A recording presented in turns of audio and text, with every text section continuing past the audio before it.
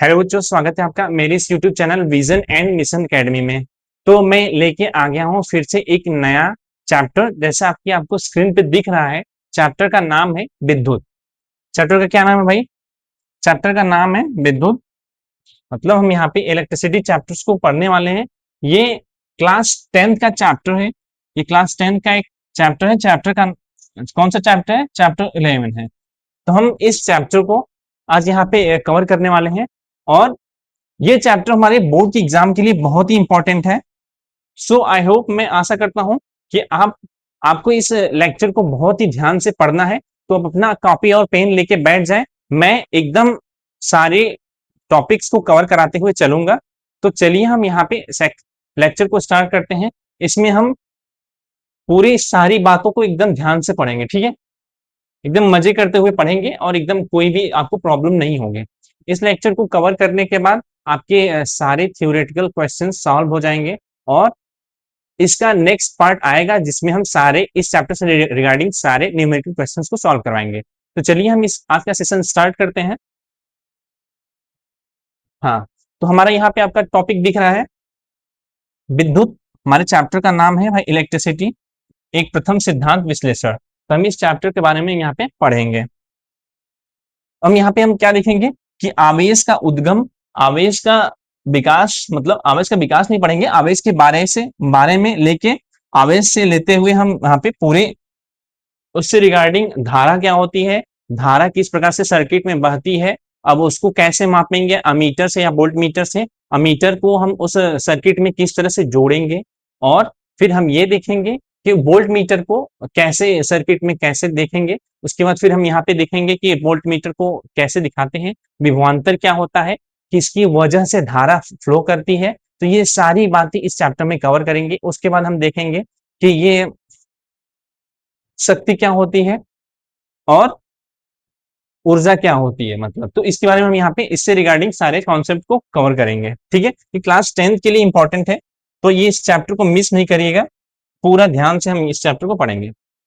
हाँ, तो यहाँ पे आपको फर्स्ट यहाँ पे दिख रहा होगा कि मूलभूत कण, आवेश और उसकी परिमाणीकरण। तो हम आपको बता देते हैं कि जैसे कि जब कोई धारा, किसी सर्किट से धारा बह रही होती है तो उसको बोलते हैं आवेश के प्रवाह की दर को हम धारा बोलते हैं। तो आखिर ये आवेश क्या है? मतलब जैसे कि आवेश की प्रवाह की दर को अगर हम धारा कहते हैं, यहाँ पे देखिए नेक्स्ट स्लाइड में दिख रहा है कि यहाँ पे देखिए धारा और इलेक्ट्रॉन का विपरीत मार्ग। तो हम सबसे पहले हम धारा अगर बात करें, जैसे विद्युत के बारे में, जैसे कि चैप्टर है, हमारे चैप्टर का नाम है इलेक्ट्रिसिटी या विद्युत। तो जब हम यहाँ पे विद्युत के बारे में पढ़ेंगे तो विद्युत वो क्या है उसके बारे में पढ़ते हैं। तो यहाँ पे देखिए विद्युत क्या है? आवेश के प्रवाह की दर। जो इलेक्ट्रिसिटी होती है वो आवेश के प्रवाह की दर को यहाँ पे विद्युत धारा या करंट कहते हैं। तो अब ये बात आती है, इतनी बातें समझ में आ गई। आवेश के प्रवाह की दर को विद्युत धारा कहते हैं, ठीक है? करंट बोलते हैं। तो आखिर ये करंट क्या होता है, ये आवेश क्या है, मतलब करंट होता है।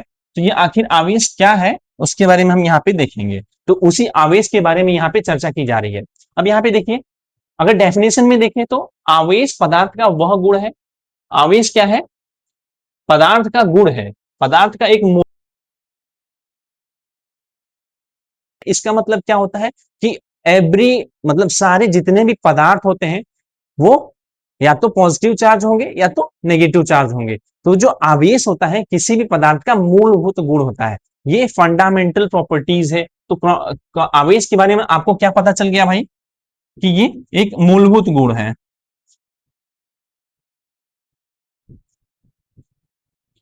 मूलभूत मूलभूत गुण है, ठीक है? इतनी बातें समझ में। आवेश एक मूलभूत प्रॉपर्टी है किसी भी पदार्थ का, और जिसके कारण क्या होता है, वह पदार्थ धनात्मक या ऋणात्मक होता है। तो ये क्या बोल रहा है? पदार्थ, मतलब आवेश किसी भी पदार्थ का मूलभूत प्रॉपर्टी है या फंडामेंटल प्रॉपर्टीज है या मूलभूत गुण है, जिसके कारण वह पदार्थ या तो नेगेटिव चार्ज होगा या तो पॉजिटिव चार्ज होगा। अब उसके बाद यहाँ पे बोल रहा है कि इसे मिठाई के टुकड़ों की तरह मापा जाता है। तो मतलब ये बोल रहा है इसे संख्या में मापते हैं, मतलब या तो आवेश एक हो सकता है, दो हो सकता है, या तो तीन हो सकता है, मतलब आवेश की संख्या सिर्फ नेचुरल नंबर हो सकती है, ठीक है। बट उसे पार्ट में हम नहीं दिखा सकते हैं, तो मतलब हम आवेश को ऐसा नहीं बोल सकते कि आवेश जितना है, आवेश की जो मात्रा है, क्वांटिटी है, 1.5 नहीं हो सकती, 1.3 नहीं हो सकती, ठीक है। वो फ्रैक्शन में नहीं होगा, वो कंप्लीट प्राकृतिक संख्या नेचुरल नंबर में होगा। तो यही बोल रहा है, आप बोलेंगे या तो एक इलेक्ट्रॉन, दो इलेक्ट्रॉन मांग सकते हैं, 1.5 इलेक्ट्रॉन नहीं मांग सकते, ठीक है। ये बातें समझ में आई। मतलब आवेश क्या है? आवेश किसी भी पदार्थ का मूलभूत गुण है, मतलब फंडामेंटल प्रॉपर्टीज है।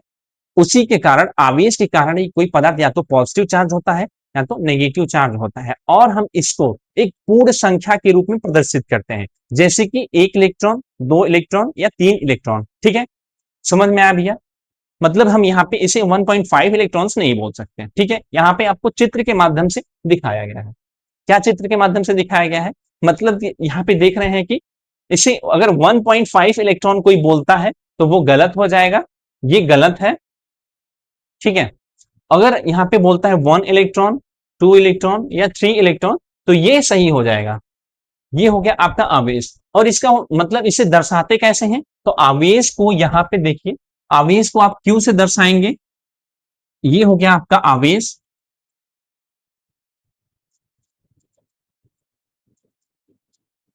ठीक है। ये हो गया आपका आवेश।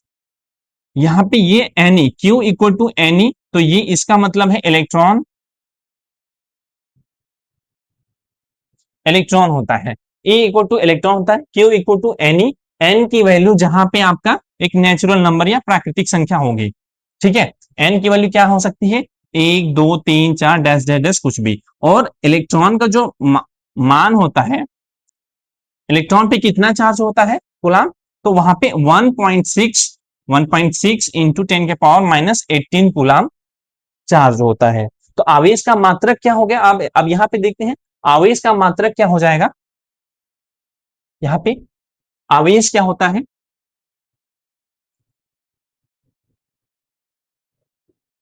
आवेश क्या है? किसी भी पदार्थ का फंडामेंटल प्रॉपर्टीज है।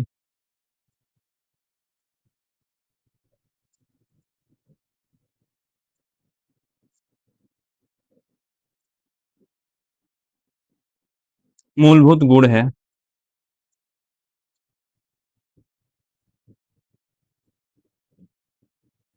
किसी पदार्थ का ये मूलभूत गुण है। अब दूसरी बात क्या है? इसको पूर्ण संख्या के मल्टीपल में लिखते हैं।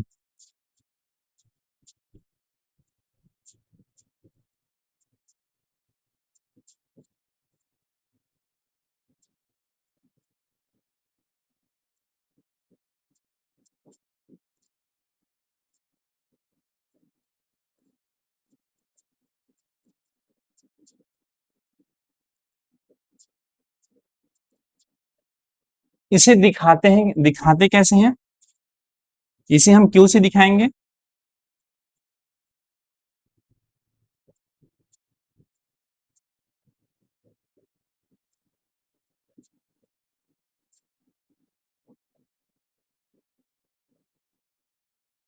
ठीक है। और फिर इसका मात्रक क्या होता है?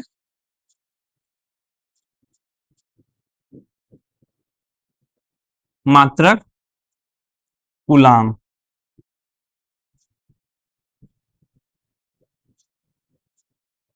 इसका मात्रक कूलाम होता है,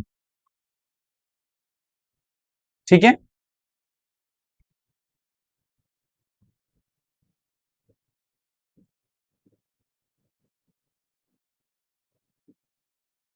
आवेश का मात्रक कूलाम हो गया, ठीक है। अब इसको हम यहाँ पे अगर लिखें, तो यहाँ पे देखिए क्यू इक्वल टू क्या हो जाएगा आपका? एन, एन, ई। ई की वैल्यू इलेक्ट्रॉन से है,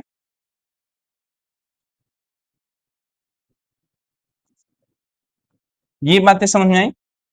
इतनी बातें समझ में? चलिए हम यहाँ पे आगे देखते हैं। तो ये हो गया आपका आवेश के बारे में हमने पढ़ लिया। अब हम यहाँ पे देखते हैं धारा के बारे में, आखिर धारा कैसे फ्लो करती है और क्या होती है। तो यहाँ पे आपको दिखा दिया है प्रवाह की दिशा, धारा और इलेक्ट्रॉन का विपरीत मार्ग। तो हमने बता दिया, जैसा कि मैंने आपको बताया था धारा क्या होती है? विद्युत धारा क्या होती है? विद्युत धारा आवेश के प्रवाह की दर होती है। विद्युत धारा क्या होती है? आवेश के प्रवाह की दर। यहाँ पे आपको दिख रहा है, यहाँ पे क्या दिख रहा है आपके? विद्युत धारा क्या होगी?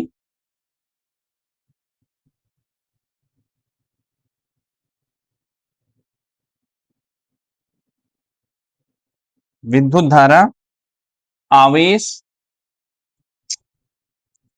आवेश की प्रवाह की दर होती है। विद्युत धारा क्या होगी? आवेश के प्रवाह की दर।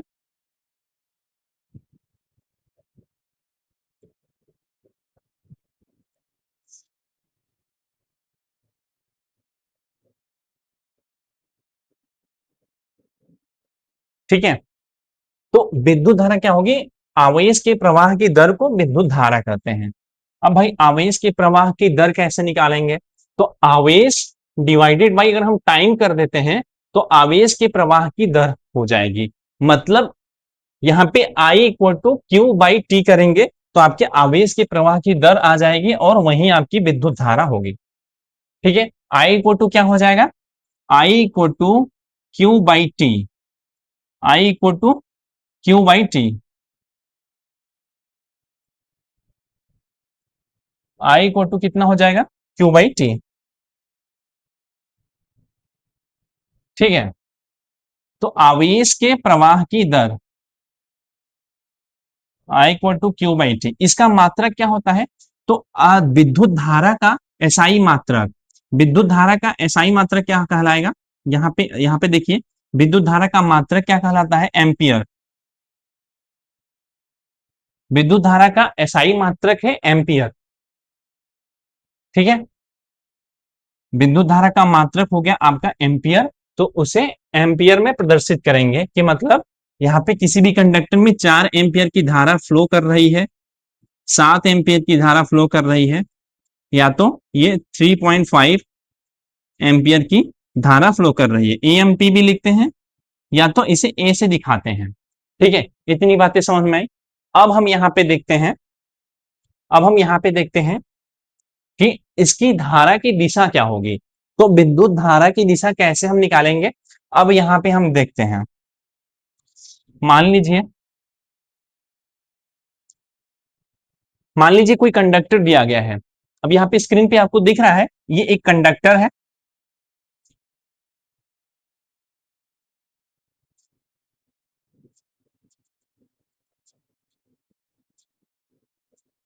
ये कोई कंडक्टर है, यहाँ पे दिख रहा है, ये कोई कंडक्टर है।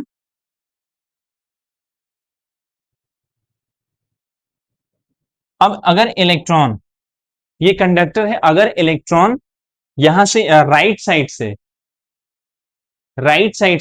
लेफ्ट साइड की ओर जा रहे हैं, ठीक है, अगर ये इलेक्ट्रॉन राइट साइड से लेफ्ट साइड की ओर जा रहे हैं, तो आपका धारा की दिशा किस क्या हो जाएगी? धारा की दिशा इलेक्ट्रॉन के फ्लो के अपोजिट डायरेक्शन में विद्युत धारा की दिशा हो जाएगी। तो ठीक है, तो अगर इलेक्ट्रॉन इस डायरेक्शन में फ्लो कर रहे हैं, अगर यहाँ पे देखिए इलेक्ट्रॉन इस डायरेक्शन में फ्लो कर रहे हैं, अगर इलेक्ट्रॉन इस डायरेक्शन में फ्लो कर रहा है तो विद्युत धारा की दिशा इसके अपोजिट डायरेक्शन में हो जाएगी और विद्युत धारा को आई से दिखाएंगे। विद्युत धारा को आई से दिखाएंगे, इसका मात्रक है एम्पियर। तो 4 एम्पियर और विद्युत धारा आई इक्वल टू 4 एम्पियर है, ऐसे दिखा देंगे।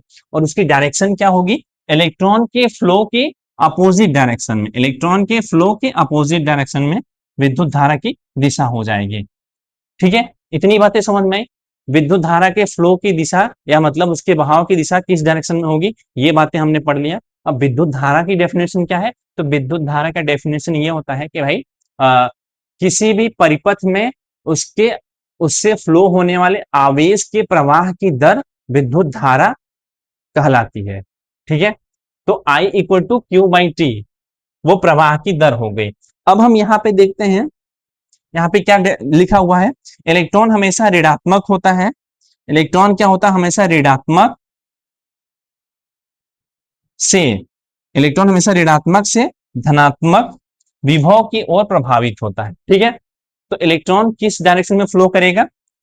इलेक्ट्रॉन हमेशा ऋणात्मक से धनात्मक विभव की ओर प्रभावित करता है। तो अब यहाँ पे देखिए ऋणात्मक से धनात्मक की ओर हम यहाँ पे देखते हैं, अगर ये पॉजिटिवली चार्ज है, यहाँ पे भी जो वोल्टेज है वो पॉजिटिव है। अगर यहाँ पे पॉजिटिव वोल्टेज दिया गया है और यहाँ पे नेगेटिव वोल्टेज है, यहाँ पे क्या है, नेगेटिव वोल्टेज है। तो अगर ये कोई कंडक्टर है, इसके दोनों सिरे का वोल्टेज देखेंगे, यहाँ पे पॉजिटिव है, यहाँ पे पॉजिटिव वोल्टेज है और इसके अपोजिट इधर नेगेटिव वोल्टेज है। तो इलेक्ट्रॉन क्या करेगा, हमेशा नेगेटिव वोल्टेज से पॉजिटिव वोल्टेज की ओर फ्लो करेगा। और जब अगर ऐसा हो रहा है, इलेक्ट्रॉन नेगेटिव से पॉजिटिव की ओर फ्लो कर रहा है, तो विद्युत धारा की दिशा उसके अपोजिट होगी, मतलब पॉजिटिव से नेगेटिव की ओर विद्युत धारा फ्लो करेगी। ठीक है, इतनी बातें समझ में आई। यहाँ पे वही दिया हुआ है, इलेक्ट्रॉन हमेशा ऋणात्मक से धनात्मक की ओर प्रवाहित होता है, तथा जबकि विद्युत धारा की दिशा इसके विपरीत मानी जाती है। विद्युत धारा की दिशा इसके विपरीत होती है। ठीक है, इतनी बातें समझ में आई। फटाफट अपना नोट्स तैयार कर लो भाई, ये सारी बातें आपके एग्जाम में आने वाली हैं। सब्जेक्टिव क्वेश्चंस पूछे जाते हैं 2 नंबर के, 5 नंबर के, तो ये फटाफट अपने नोट्स में लिखो।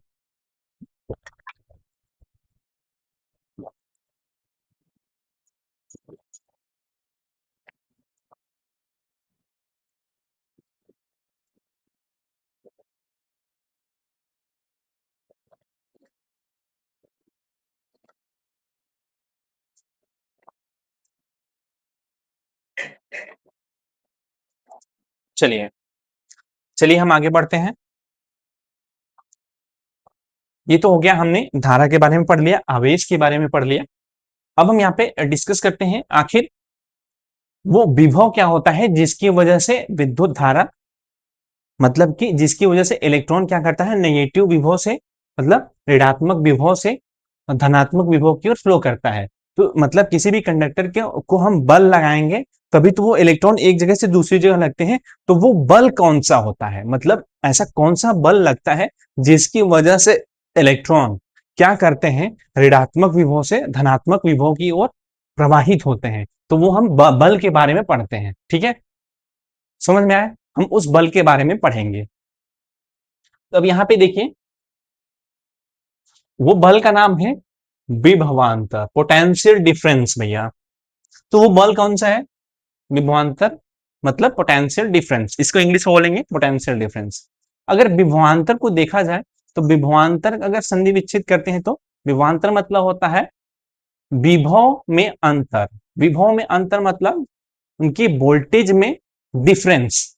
अगर वोल्टेज में डिफरेंस होगा किसी भी कंडक्टर के दो सिरे पे, तभी धारा एक सिरे से दूसरे सिरे की ओर प्रवाहित होगी, मतलब तभी धारा बहती है। अन्यथा अगर वोल्टेज कांस्टेंट हो जाता है तो वहां पे धारा नहीं बहती है। ठीक है, अब हम यहाँ पे देखते हैं विभवांतर, विभव में अंतर, और यही एक चालक बल की तरह काम करता है। अगर विभव में अंतर होगा तो वो एक फोर्स की भांति काम करेगा और वो उसे हम चालक बल के रूप में देखते हैं। अब यहाँ पे देखिए इसका, जब कोई कंडक्टर, मान लीजिए से कोई कंडक्टर है, ये कोई कंडक्टर दिया गया है, ठीक है, यहाँ पे कोई कंडक्टर है, ये आपको कंडक्टर दिख रहा है।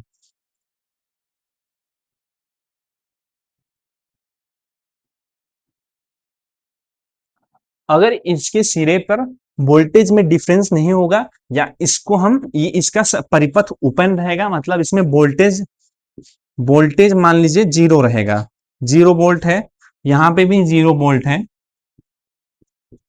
या तो वोल्टेज सेम रहेगा या तो मान लीजिए 0 वोल्ट है। तो उस केस में क्या होता है कि आपको तो पता ही है कि कोई भी कंडक्टर होता है तो उसमें फ्री इलेक्ट्रॉन्स हमेशा मूव करते रहते हैं। तो वो इनकी डायरेक्शन मतलब रैंडम होती है, ये किसी एक निश्चित डायरेक्शन में फ्लो नहीं करते हैं। तो मान लीजिए कोई इलेक्ट्रॉन है, ये इधर डायरेक्शन में फ्लो कर रहा है, और कोई इलेक्ट्रॉन है इधर डायरेक्शन में फ्लो कर रहा है, कोई इलेक्ट्रॉन इधर डायरेक्शन में फ्लो कर रहा है। मतलब ये एक निश्चित डायरेक्शन में फ्लो नहीं करते हैं, जिसके कारण धारा धारा का मान भी 0 होता है। अगर इसी कंडक्टर को, मान लीजिए इसी कंडक्टर को हम यहाँ पे वोल्टेज से किसी बैटरी से जोड़ देते हैं कि कोई बैटरी है, मान लीजिए बैटरी ई है, तो इसके सिरे पे यहाँ पे देखिए, जैसे हम किसी किसी कंडक्टर को बैटरी से जोड़ते हैं तो यहाँ पे पॉजिटिव वोल्टेज उत्पन्न हो जाता है, ठीक है, यहाँ पे प्लस वोल्टेज आ जाएगा और यहाँ पे नेगेटिव वोल्टेज उत्पन्न हो जाएगा। अब यहाँ पे देखिए, इस कंडक्टर के सिरे पे वोल्टेज में डिफरेंस आ गया, जिसकी वजह से क्या करता है, ये इलेक्ट्रॉन एक निश्चित डायरेक्शन में फ्लो करने लगते हैं। जैसे ही हम किसी कंडक्टर के सिरों पे हम बैटरी ऐड कर देते हैं तो उसके सिरों पे विभव में अंतर आ जाता है, जिसके कारण इलेक्ट्रॉन्स क्या करते हैं, नेगेटिव सिरे से पॉजिटिव की ओर फ्लो करना स्टार्ट कर देते हैं। इलेक्ट्रॉन क्या करेंगे, नेगेटिवली चार्ज मतलब नेगेटिव विभव से पॉजिटिव विभव की ओर फ्लो करना स्टार्ट कर देते हैं और धारा उसके विपरीत डायरेक्शन में फ्लो करने लगती है। तो धारा क्या करेगी, पॉजिटिव से नेगेटिव की ओर धारा फ्लो होने लगती है। और जैसे जैसे करंट फ्लो करता है, जैसे जैसे करंट फ्लो करता है, जैसे जैसे करंट फ्लो करता है, वोल्टेज में ड्रॉप होते होते होते होते यहाँ पे उतना फाइनल वोल्टेज माइनस भी बचता है। ठीक है, ये बातें समझ में आई। अब यहाँ पे देखते हैं कि डेफिनेशन के रूप में यहाँ पे हम देखते हैं, एकांक आवेश को एक बिंदु से दूसरे बिंदु तक ले जाने में किया गया कार्य वोल्टेज कहलाता है। तो वोल्टेज क्या कहलाता है, एकांक आवेश को V equal to W by Q. तो इसका डेफिनेशन क्या है, वोल्टेज का डेफिनेशन क्या है, कि हमने आपको यही दिखाया था, हमारा जो मेन जो फंडामेंटल सिद्धांत था कि भैया जो कंडक्टर है उसके सिरे पे वोल्टेज डिफरेंस नहीं है, तो इलेक्ट्रॉन रैंडम दिशा में घूमते रहते हैं। जैसे ही हम उसके सिरे मतलब सिरे पे बैटरी ऐड करते हैं तो यहाँ पे इलेक्ट्रॉन नेगेटिव से पॉजिटिव की ओर फ्लो करने लगता है और धारा प्रवाहित होती है। तो ये वोल्टेज क्या हो जाएगा, वही बोल रहा है कि एकांक आवेश को एक बिंदु से दूसरे बिंदु पे ले जाने में किया गया कार्य ही विभव कहलाता है। ठीक है, तो क्या कहलाता है, एकांक आवेश को एक बिंदु से दूसरे बिंदु तक ले जाने में किया गया कार्य, ले जाने में किया गया कार्य ही वोल्टेज कहलाएगा या विभव कहलाता है। तो डेफिनेशन में यही लिखना है, V equal to W by Q. V equal to क्या हो जाता है, यहाँ पे V इक्वल टू आपका हो जाएगा W by Q. V equal to W by Q. और इस फार्मूले से ही आप डेफिनेशन निकाल सकते हैं। अगर किसी लड़के को या किसी भी बच्चे को ये मतलब फार्मूला पता है V equal to W by Q, तो वो इसका डेफिनेशन निकाल सकता है। अब यहाँ पे देखिएगा कि एकांक आवेश को एक बिंदु से दूसरे बिंदु को ले जाने के लिए जितना कार्य किया जाता है वो आपका विभव कहलाता है। ठीक है, और जिसका मात्रक वोल्ट होता है। तो विभव विभव का मात्रक कितना हो जाएगा, वोल्ट हो जाएगा। ठीक है, ये बातें समझ में आई आपको। चलिए हम आगे बढ़ते हैं। ठीक है, इतनी बातें समझ में आई। अगर कोई डाउट्स है तो फटाफट कमेंट में अपने डाउट्स को लिखें ताकि मैं उस क्वेश्चंस का आंसर दे पाऊं। ठीक है,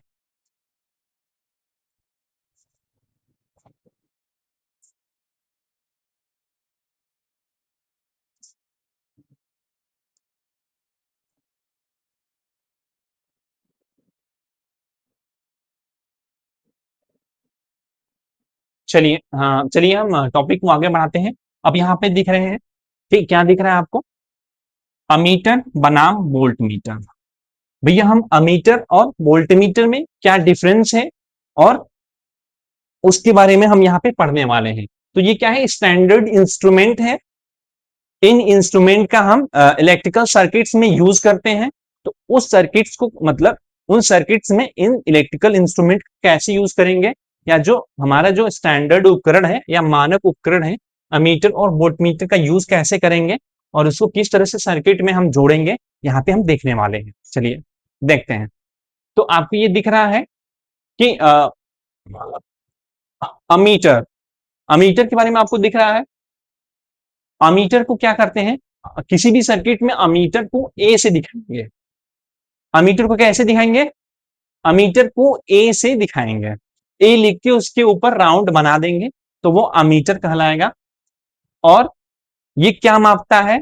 अमीटर आपका क्या मापता है? यहां पे देखिए, अमीटर क्या मापता है? अमीटर से हम किसी भी परिपथ में धारा को मापेंगे। धारा मतलब विद्युत धारा, उसमें कितना करंट फ्लो कर रहा है ये अमीटर बताएगा। अब यहाँ पे देखिए, अगर अमीटर धारा बता रहा है तो वोल्ट मीटर क्या बताएगा? विभवांतर बताएगा कि उस उन दो बिंदुओं के बीच में विभवांतर कितना है, तो वो वोल्ट मीटर बताएगा। ठीक है, वोल्ट मीटर क्या बताएगा? उन दो बिंदुओं के बीच में विभवांतर कितना है। जबकि अमीटर क्या बताएगा? उस परिपथ से या उस सर्किट से कितनी धारा बह रही है, वो विद्युत धारा बताएगा। ठीक है, अमीटर को ए से लिख के राउंड कर देंगे, जबकि यहाँ पे वोल्ट मीटर को देखिए, वोल्ट मीटर को क्या करेंगे? वी से लिख के राउंड कर देंगे। वी से लिख के राउंड कर देंगे तो ये वोल्ट मीटर हो जाएगा। ठीक है, अब इन दोनों का एसआई मात्रक क्या है? तो एसआई मात्रक क्या होता है? अमीटर का क्या होता है? एसआई मात्रक एम्पियर होता है। अमीटर का क्या एसआई मात्रक क्या होता है? एम्पियर। ठीक है, अमीटर का एसआई मात्रक एम्पियर होता है, जबकि अगर वोल्ट मीटर का एसआई मात्रक क्या होता है? वोल्ट। और वोल्ट होता है और इसे वी से दिखाते हैं। अमीटर को ए से दिखाएंगे, इसके मात्रक को ए से दिखाएंगे, और वोल्ट मीटर के मात्रक को वी से दिखाएंगे। ठीक है, इतनी बातें समझ में आई? इतनी बातें समझ में आ गई आपको फटाफट? अब हम यहाँ पे देखते हैं अमीटर को सर्किट में कैसे जोड़ते हैं और वोल्ट मीटर को सर्किट में कैसे जोड़ते हैं। तो अमीटर को किसी भी परिपथ में जोड़ने के लिए उसको उस परिपथ के किसी भी बिंदु पे कट करेंगे और श्रेणी क्रम में उसी दोनों सिरों को अमीटर के दोनों सिरे से जोड़ देंगे, मतलब उसको श्रेणी क्रम में सीरीज में जोड़ देंगे, क्योंकि धारा समान रहती है। क्योंकि अमीटर में क्या होता है कि वही धारा फ्लो करेगी जो उस परिपथ में धारा फ्लो कर रही है, तो उसको मापने के लिए श्रेणी क्रम में हम अमीटर को लगा देंगे। जबकि क्या होता है, जबकि वोल्ट मीटर को किसी भी इक्विपमेंट के पैरेलल या उस सर्किट के समानांतर कितना वोल्टेज है उसको मापने के लिए हम ये पैरेलल में ऐड करते हैं, ये वोल्टेज समान रहता है। इसको कैसे, ये बातें अगर आपको नहीं समझ में आ रही है तो मैं यहाँ पे आपको सर्किट डायग्राम बना के दिखाता हूँ। अब यहाँ पे देखिए, मान लीजिए कोई बैटरी है, यहाँ पे ये पॉजिटिव चार्ज है, यहाँ पे नेगेटिव कोई बैटरी है। ठीक है, यहाँ पे बल्ब लगा हुआ है, ये बल्ब लगा हुआ है।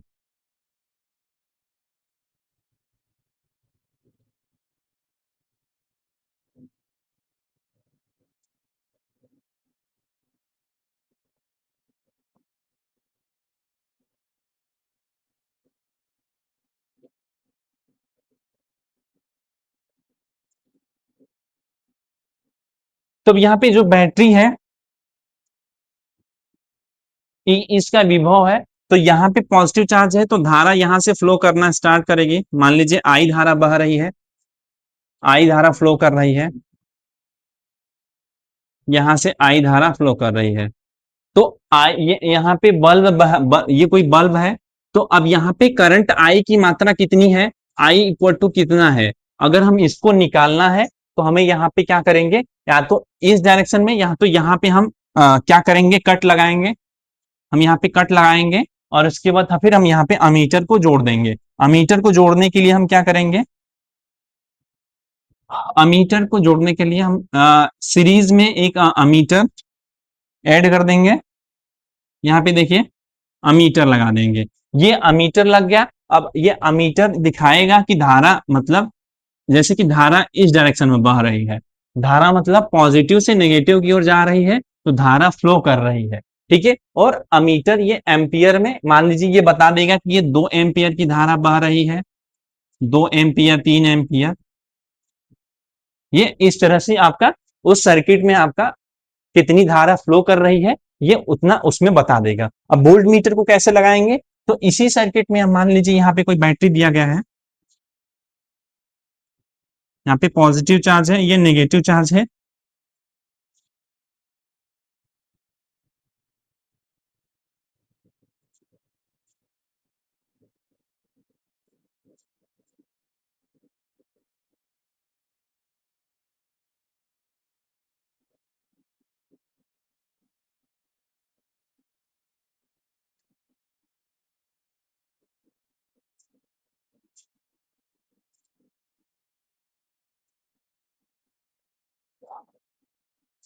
तो यहाँ पे पॉजिटिव चार्ज है, इसका विभव, बैटरी का विभव ई है।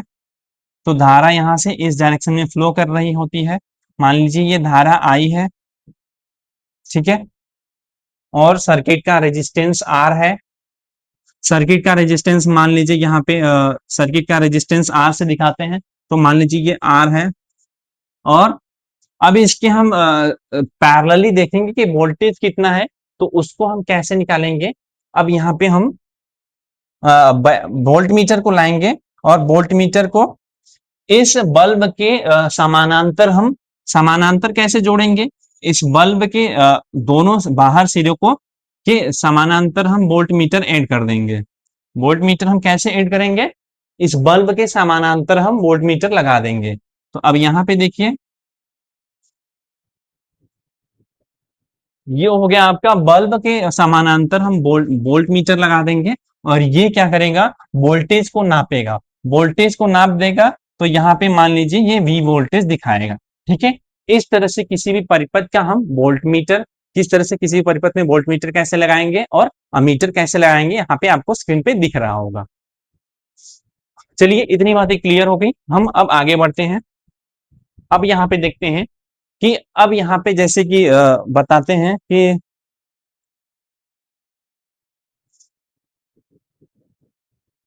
अब जैसे कि किसी भी परिपथ में जैसे कि किसी भी कंडक्टर के दोनों साइड में हम बैटरी लगाएंगे। तो बैटरी लगाने से क्या होता है कि उसमें इलेक्ट्रॉन्स फ्लो करते हैं, करने लगते हैं। तो अब क्या ये फ्रीली मूव करते हैं और बैटरी कभी डिस्चार्ज नहीं होगी? तो ऐसा नहीं है।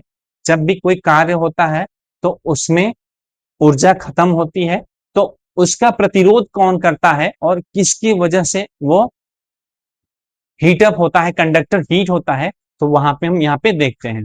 तो वो एक तरह से प्रतिरोध मतलब क्या करता है, उसका धारा के बहाव का प्रतिरोध करता है, विरोध करता है। तो उसी को बोलते हैं प्रतिरोध, और इसको इंग्लिश में बोलते हैं रेजिस्टेंस। क्या बोलते हैं इंग्लिश में? इंग्लिश में इसको बोलते हैं रेजिस्टेंस। तो हम यहाँ पे देखते हैं कि रेजिस्टेंस किस किस चीज पे निर्भर करता है। तो यहाँ पे देखिए, रेजिस्टेंस क्या करता है, प्रतिरोध धारा के प्रवाह का विरोध करता है। प्रतिरोध क्या है, किसी भी कंडक्टर की में एक मात्रा होती है, वो क्या करती है, धारा के प्रवाह का विरोध करता है। किसका विरोध करता है भैया? ये धारा को बहने से रोकने का प्रयास करता है। अब एक निश्चित मात्रा में ये धारा को बहने से रोकेगा, बट हम जैसे ही उसके सिरों पे वोल्टेज ज्यादा दे देंगे, तो वहां पे धारा फ्लो करना स्टार्ट हो जाती है। ठीक है, तो यहाँ पे दो बातों पे निर्भर करता है प्रतिरोध, किस किस बातों पे निर्भर करता है। पहला बात तो ये इस पे निर्भर करता है, किस पे निर्भर करता है, पहली बात कि तार की लंबाई कितनी है, तार की लंबाई पे निर्भर करता है। तो ये आर मतलब रेजिस्टेंस, प्रतिरोध को कैसे दिखाएंगे, प्रतिरोध को प्रतिरोध को हम यहां से आर से दिखाएंगे। किसी भी चालक की लंबाई, लंबाई को कैसे दिखाएंगे, एल से दिखाएंगे। ठीक है, और क्षेत्रफल, एरिया को कैसे दिखाएंगे, एरिया को ए से दिखाएंगे। तो इन्हीं सारी प्रॉपर्टीज का हम यूज करेंगे। अब यहाँ पे देखिए, तो ये बोल रहा है तार की लंबाई पे निर्भर करता है, और दूसरा किस पे निर्भर करता है, उसके अनुप्रस्थ काट पर, मतलब तार के अनुप्रस्थ काट पर ये निर्भर करता है, तार के क्षेत्रफल पे। तो जो ये जो रेजिस्टेंस है लंबाई के डायरेक्टली प्रोपोर्शनल होता है, मतलब कि R directly proportional to L होता है, और उसके क्षेत्रफल के व्युत्क्रमानुपाती होता है। मतलब कि यहाँ पे R inversely proportional to 1/a, R inversely proportional to A, R equal to R inversely proportional to area, और resistance directly proportional to length. Directly proportional का क्या मतलब होता है भैया, कि जितना ज्यादा लेंथ होगी उतना ही ज्यादा उसका प्रतिरोध होगा। अगर जैसे जैसे उसकी लंबाई बढ़ती जाएगी तो उस चालक का प्रतिरोध बढ़ता जाएगा। ठीक है, इतनी बातें समझ में आई। अब ये क्या बोल रहा है, resistance inversely proportional to area, मतलब कि जितना चालक की मोटाई बढ़ती जाएगी रेजिस्टेंस उतना ही कम होगा, और चालक का क्रॉस सेक्शनल एरिया जितना जितना कम होता जाएगा उसका प्रतिरोध उतना ही बढ़ता जाएगा। एरिया बढ़ेगा प्रतिरोध कम होगा, और एरिया घटेगा तो प्रतिरोध अधिक होगा। यही यहाँ पे आपको बातों को दिखाया गया है। तो क्या बोल रहा है, तार की लंबाई पर निर्भर करता है और उसके अनुप्रस्थ काट के क्षेत्रफल पर निर्भर करता है। ये क्या बोल रहा है, फर्स्ट पॉइंट क्या बोल रहा है, तार जितना लंबा होगा मतलब लंबाई जितनी ज्यादा होगी, क्योंकि ये डायरेक्टली प्रोपोर्शनल है, डायरेक्टली प्रोपोर्शनल है, तो क्या होगा, तार जितना ज्यादा लंबा होगा रुकावट उतनी ज्यादा होगी, मतलब प्रतिरोध भी उतना ही ज्यादा होगा। ये बातें समझ में आई कि नहीं आई? अगर समझ में आई और आप इस लेक्चर को यहां तक देख रहे हैं तो कमेंट में हाँ जरूर लिखें, ताकि मुझे पता चलेगा कि आप लोग वीडियो को ध्यानपूर्वक देख रहे हैं, और ऐसा करने से मेरा भी उत्साह बढ़ेगा और मैं नेक्स्ट वीडियो को और भी अच्छे से लेके आऊंगा आपके सामने। ठीक है, इतनी बातें समझ में आई? चलिए, मतलब कि जो प्रतिरोध है तार की लंबाई के डायरेक्टली प्रोपोर्शनल होता है, और उसके अनुप्रस्थ काट के क्षेत्रफल के व्युत्क्रमानुपाती होता है। मतलब कि मैंने आपको ऑलरेडी बता दिया, उसका तार की मोटाई जितना अधिक होगी रेजिस्टेंस उतना ही कम होगा। तो अब यहाँ पे देखते हैं, R directly proportional to L हो गया। पहली बात क्या होगी, R directly proportional to L हो गया, और दूसरी बात क्या हो गई, R inversely proportional to area हो गया। अब इन दोनों को कंबाइन करेंगे तो क्या हो जाएगा, क्या होगा, R equal to R directly proportional to L by A. अब यहां पे हम प्रोपोर्शनलिटी हटाएंगे तो क्या होगा, उसको प्रोपोर्शनल हटा के हम यहाँ पे रो ला देते हैं। ये क्या कहलाता है, पदार्थ का विशिष्ट प्रतिरोध कहलाता है। R equal to rho L by A, जहां पे रोह क्या है, पदार्थ का विशिष्ट प्रतिरोध है। ठीक है, ये पदार्थ के गुण होता है, ये पदार्थ की प्रॉपर्टी पे निर्भर करता है। तो हम इसके बारे में हम यहाँ पे देखते हैं। अब हमें प्रतिरोध के बारे में पता चल गया, R equal to rho L by A, जहां पे एल क्या है, चालक की लंबाई है, और चालक की लंबाई है लेंथ ऑफ कंडक्टर। यहां पे एल क्या है,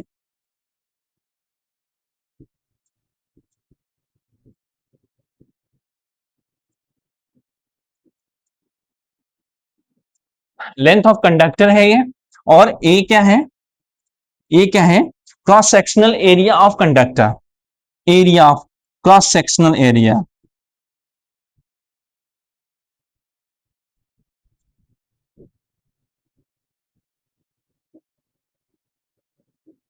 cross sectional area of that conductor. तो ठीक है, इतनी बातें समझ में आ गई। R equal to rho L by A, जहां पे रो क्या है, उस चालक का विशिष्ट प्रतिरोध है। तो इस तरह से आपका प्रतिरोध का चालक की लंबाई और उसके अनुप्रस्थ काट क्षेत्रफल में क्या संबंध है, यहाँ पे हमने देख लिया। चलिए हम आगे बढ़ते हैं। इसको हम देखने से पहले कुछ आपका ये प्रतिरोध की बात चल रही थी, तो इसकी प्रतिरोधकता के बारे में हम यहाँ पे बात कर लेते हैं। अब यहाँ पे देखिए, प्रतिरोधकता, रेजिस्टिविटी क्या होती है, रेजिस्टिविटी या विशिष्ट प्रतिरोध क्या होता है, रेजिस्टिविटी या विशिष्ट प्रतिरोध क्या होता है। तो हम यहाँ पे देखते हैं प्रतिरोधकता क्या कहलाती है। इसका डेफिनेशन क्या है, प्रतिरोधकता किसी पदार्थ का अंतर्निहित गुण है, उस पदार्थ का इंटरनल प्रॉपर्टी है, अंतर्निहित गुण है, सारे पदार्थ में होता है। ठीक है, ये बातें समझ में आई। यह तार की लंबाई या मोटाई पे निर्भर नहीं करता भैया, ये किस पे निर्भर करता है, जब ये तार की लंबाई पे या मोटाई पे निर्भर नहीं करता, जबकि हमारा प्रतिरोध है वो लंबाई और मोटाई पे निर्भर करता है। ये क्या करता है, उसकी लंबाई या मोटाई पे निर्भर नहीं करता। ये किस पे निर्भर करता है, ये केवल पदार्थ की प्रकृति पे निर्भर करता है। ये क्या करता है, केवल केवल पदार्थ की प्रकृति पे निर्भर करता है। ठीक है, ये बातें समझ में आई, किस पे निर्भर करता है, ये केवल पदार्थ की प्रकृति पे निर्भर करता है। ठीक है, ये बातें समझ में आ गई आपको। प्रतिरोध चालक की लंबाई तथा उसके क्षेत्रफल पे निर्भर करता है, जबकि इसकी प्रतिरोधकता या विशिष्ट प्रतिरोध उसके चालक की लंबाई या क्षेत्रफल पे निर्भर नहीं करता, ये बस उसके प्रकृति पे निर्भर करता है, चालक की प्रकृति पे निर्भर करता है। ठीक है, और इसका मात्रक क्या होता है, तो इसका मात्रक है ओम मीटर। ये ओम मीटर कैसे आया, तो मैं आपको यहां पे दिखाता हूं। अब यहां पे देखिए, R इक्वल टू क्या होता है, रो L बाई ए। तो अगर रेजिस्टेंस का मात्रक कितना होता है, ओम होता है, इसका मात्रक कितना है, ओम, और लेंथ डिवाइडेड बाई एरिया, तो ये रो आपका हो ही गया, और एरिया का मात्रक, एरिया का मीटर स्क्वायर होता है और लेंथ का मीटर, तो यहां पे बचेगा मीटर। तो रो इक्वल टू कितना, रो का मात्रक कितना आ जाएगा, ओम मीटर। ठीक है, ये बातें आपको समझ में, किस तरह से ये आपका ओम मीटर आया, ये यहां से आता है, फॉर्मूला से आता है, रेजिस्टेंस के फॉर्मूला से प्रतिरोधकता का मात्रक आ जाएगा ओम मीटर। ठीक है, ये बातें समझ में आई, मात्रक आपको समझ में आ गया होगा। अब हम यहाँ पे देखते हैं, हाँ तो अब हमने यहाँ पे क्या किया, उसकी प्रतिरोधकता का मात्रक पढ़ लिया। अब हम यहाँ पे देखते हैं कि प्रतिरोधक या प्रतिरोध कितना कितना होता है चालक, मिश्र धातु और अर्धचालक में। तो जैसा कि आपको पता है कि क्या होता है कि कुचालक मतलब जो कंडक्टर नहीं होते हैं उनकी प्रतिरोध बहुत ज्यादा होता है, जिसके कारण उसमें विद्युत धारा प्रवाहित नहीं हो पाती है। बट अगर कोई चालक है तो उसमें प्रतिरोधकता कम होती है, कुचालक की अपेक्षा उसकी प्रतिरोधकता कम होती है, जिसके कारण इसमें विद्युत धारा प्रवाहित हो पाता है। और हम यहाँ पे इसका रिलेशन देखते हैं, तो अब यहाँ पे देखते हैं कि चालक की जो चालक की कंडक्टिविटी अधिक होती है एज कंपेयर टू द अर्धचालक एंड नॉन कंडक्टर्स, उसकी क्या होती है, कंडक्टिविटी अधिक होती है, और रेजिस्टिविटी जो होती है वो कम होती है। कुचालक से इसकी प्रतिरोधकता कम होती है और चालकता अधिक होती है। तो अब यहाँ पे देखते हैं तापमान का क्या प्रभाव पड़ता है। अब जब कंडक्टर का मतलब जैसे ही तापमान बढ़ाते हैं तो उसका प्रतिरोध बढ़ने लगता है। तापमान बढ़ाने पे तापमान का प्रभाव क्या होता है, जैसे जैसे हम तापमान बढ़ाएंगे उसका प्रतिरोध बढ़ता है। तो इसका क्या है, टेम्परेचर बढ़ने पे यहाँ पे उसका रेजिस्टेंस चालक का बढ़ेगा। ठीक है, इतनी बातें समझ में आ गई। बट वहीं पे अगर हम यहाँ पे मिश्र धातु में देखते हैं, मिश्र धातु नहीं, उससे पहले हम सेमीकंडक्टर में देखते हैं। जो ये पूरा प्योर कंडक्टर होता है उसमें टेम्परेचर बढ़ाने पे रेजिस्टेंस बढ़ता है, जबकि अर्धचालक में क्या होता है, अर्धचालक के केस में तापमान बढ़ाने पे इसका रेजिस्टेंस घटता है। ठीक है, तापमान बढ़ाने पे इसका रेजिस्टेंस क्या होता है, घटता है। यह एक अपवाद है, तापमान बढ़ाने पे इसका प्रतिरोध घटता है। ठीक है, अब इसकी कंडक्टिविटी की बात करें तो इसकी कंडक्टिविटी जो अर्धचालक होता है इसकी कंडक्टिविटी बैड कंडक्टर या मतलब कुचालक से अधिक होती है और चालक से कम होती है, उसके बीच की कंडक्टिविटी होती है। और रेजिस्टिविटी भी सेम होती है, बट उसका टेम्परेचर से संबंध उल्टा है। यहाँ पे जो चालक होता है, चालक का तापमान बढ़ाने पे रेजिस्टेंस बढ़ता है, जबकि अर्धचालक का जो सेमीकंडक्टर है, एग्जांपल में आपका सिलिकॉन और जर्मेनियम जो दिख रहा है, इनका क्या करेंगे हम, जैसे जैसे तापमान बढ़ाएंगे उसका रेजिस्टेंस घटेगा। तो मतलब जैसे तापमान बढ़ाएंगे उसका रेजिस्टेंस घटता है तो उसकी कंडक्टिविटी अधिक होने लगती है। इन्हीं प्रॉपर्टीज का यूज करके हम सेमीकंडक्टर्स का यूज करते हैं और बहुत सारे सर्किट में सेमीकंडक्टर यूज किया जाता है। ठीक है, अब यहाँ पे देखते हैं मिश्र धातु। मिश्र धातु क्या होता है, इसका प्रतिरोधकता शुद्ध धातुओं से अधिक होती है। तो मतलब अगर कोई मिश्र धातु है तो उसकी प्रतिरोध इन दोनों से मतलब अधिक होता है, मेटल से अधिक होता है, शुद्ध धातुओं से अधिक होता है। तो ये हो गया आपका हमारा प्रतिरोधकता के बारे में बातचीत। अब हम यहाँ पे, हमारा पिछला स्लाइड क्या था, पिछला स्लाइड यहाँ पे देखते हैं, ओम का नियम, द यूनिफाइंग लॉ। ओम ने एक नियम दिया, उन्होंने क्या बोला, यदि तापमान समान रहे तो चालक के सिरों के बीच का विभवांतर उसमें प्रवाहित धारा के समानुपाती होता है। मतलब कि ये क्या बोल रहा है, अगर तापमान सेम रहे, मतलब कि उस कंडक्टर का टेम्परेचर चेंज नहीं होता है, तो चालक के सिरों के बीच का जो विभवांतर होगा उसमें प्रवाहित धारा के समानुपाती होगा। मींस की voltage directly proportional to R, यदि अगर उसका टेम्परेचर, उस कंडक्टर का टेम्परेचर कांस्टेंट है। इसको कैसे दिखाएंगे यहाँ पे, वोल्टेज डायरेक्टली प्रोपोर्शनल टू आई, मतलब जैसे जैसे हम यहाँ पे वोल्टेज बढ़ाते जाएंगे उस सर्किट से फ्लो करने की धारा भी बढ़ती जाएगी। ठीक है, तो यहाँ पे हम जैसे जैसे वोल्टेज बढ़ा रहे हैं, यहाँ पे आपको दिख रहा है, जैसे जैसे वोल्टेज बढ़ा रहे हैं तो धारा की वैल्यू भी यहाँ पे प्राप्त हो रही है। ठीक है, हम वोल्टेज इतना दिया, मतलब यहाँ पे 5 वोल्ट था, यहाँ पे 15 वोल्ट दे दिया,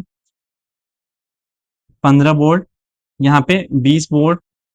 तो जैसे जैसे हम बढ़ा रहे हैं वैसे वैसे कंडक्टर, मतलब धारा की वैल्यू बढ़ रही है, मतलब एक फिक्स स्लोप मिलेगा, तो R equal to V by I हो जाएगा। यहां से हमें क्या निकलता है, आर इक्वल टू, क्या निकलेगा, वी बाई आई।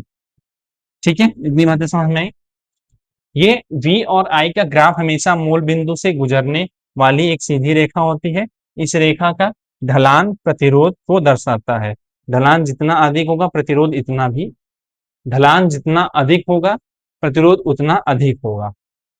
तो इसका मतलब क्या है, अब यहाँ पे R equal to V by I, अगर इसे मान लीजिए आई ये है, वोल्टेज इस पे हम दिखा देते हैं वर्टिकली, तो अगर ये एंगल यहाँ पे, ये जो थीटा देख लीजिए, मान लीजिए टेन थीटा इक्वल टू कितना होता है, टेन थीटा इक्वल टू लंब बटे आधार। तो लंब में क्या है, यहाँ पे वोल्टेज तो दिखा रहे हैं वी बाई आई, और यही टेन थीटा ही आपका स्लोप है। तो यहां से इसको दिख रहा है टेन थीटा ही आर की वैल्यू है, रेजिस्टेंस की वैल्यू है। ठीक है, तो resistance equal to V by आई।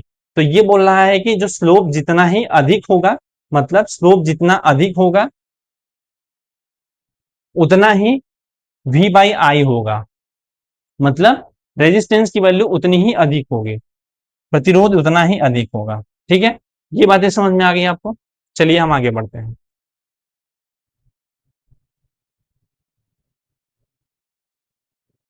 अब यहाँ पे प्रैक्टिकल लाइफ है, मान लीजिए कोई कंडक्टर दिया हुआ है, उसका लेंथ एल है, इनिशियल में लेंथ एल है। मान लीजिए कोई कंडक्टर दिया गया यहाँ पे जिसका लेंथ एल है, एल लंबाई है इसकी, और एरिया जो है ए है।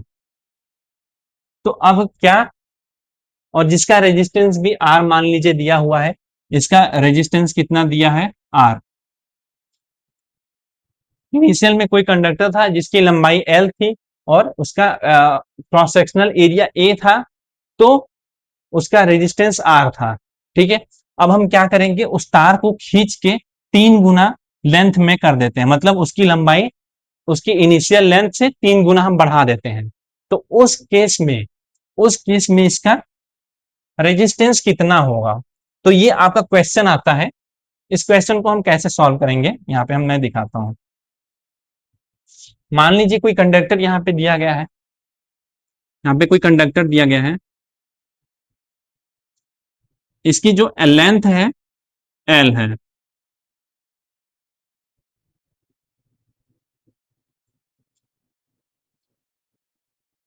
ठीक है, यहाँ पे जो इसकी लेंथ है एल दिया गया है, और इसका क्रॉस सेक्शनल एरिया जो दिया गया है वो ए है। ठीक, इसका क्रॉस सेक्शनल एरिया कितना है, ए है, और इसका जो रेजिस्टेंस है वो आर दिया गया है। अब यहाँ पे देखिए, जब हम इसकी लंबाई को 3 गुना करते हैं, तो मान लीजिए इनिशियल में लेंथ ए था और क्रॉस सेक्शनल एरिया ए था, तो फाइनल इसका फाइनल लेंथ कितना होगा? मान लीजिए ये एल एल हो जाता है, फाइनल लेंथ कितना होगा? इसको निकालने के लिए हम क्या करेंगे, यहाँ पे देखिए जो तार था, तो ये तार और पतला हो गया, मान लीजिए इसकी लेंथ हो गई 3 गुना। तो इसका क्या, अगर हम जैसे मोटे तार को खींचेंगे तो उसका लेंथ तो बढ़ जाएगा, बट वहां पे क्या होता है कि उसका क्रॉस सेक्शनल एरिया उतना नहीं रहेगा, वो तार पतला हो जाएगा। तो इसका जो लेंथ है एल से 3L हो गया, बट हमें यहाँ पे क्रॉस सेक्शनल एरिया निकालना है, A2 निकालना है। A2 A2 कितना होगा, तो उसको हम देखते हैं। अब यहाँ पे A1 वॉल्यूम कैसे निकाल लेंगे, शुरुआत में area into length equal to final area क्या हो जाएगा, A2 इंटू L2। तो L2 को मान लीजिए L है, L की जगह पे ये 3L, फाइनल मतलब लेंथ कितना हो जाएगा, 3L आपको दिया ही है, ये कितना है 3L। तो A2 की वैल्यू कितनी आ जाएगी, A2 की वैल्यू आ जाएगी, A1 कितना है पाई पाई आर स्क्वायर,